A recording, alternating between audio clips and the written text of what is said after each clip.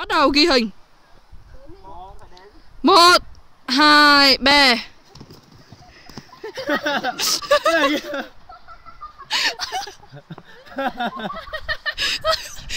Đấy cần dây.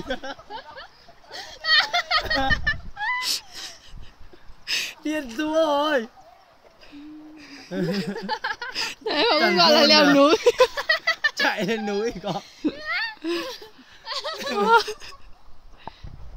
Nghĩ đến hôm bữa mình leo trên núi cũng cao như thế này nhờ. Nhưng mà nhiều lẽ không khó đi nữa. Cố lên.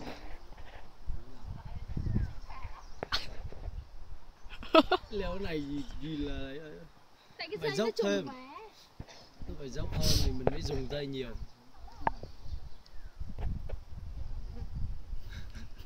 Tí nữa tụi nó chạy tao một mình thì chết. Mệt à, nghỉ à. Ê, mệt hả? Cố lên. Đuổi bố rồi.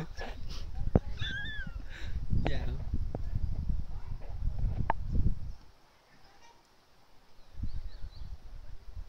Cái này cầm dây chơi cho vui, dây chẳng có ích lợi. Chỉ có khúc cao mới cầm thôi kìa. Khúc này dây nó trùng. Người chạy trước dây đi sau. Nghỉ. Ô, bà khuyên nha nào. Chậm mà chắc.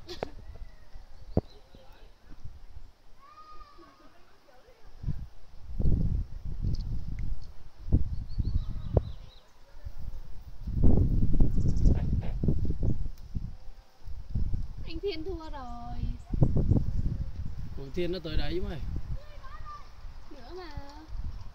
Dây trên đâu? Con. Leo cho mệt rồi. Trời ơi.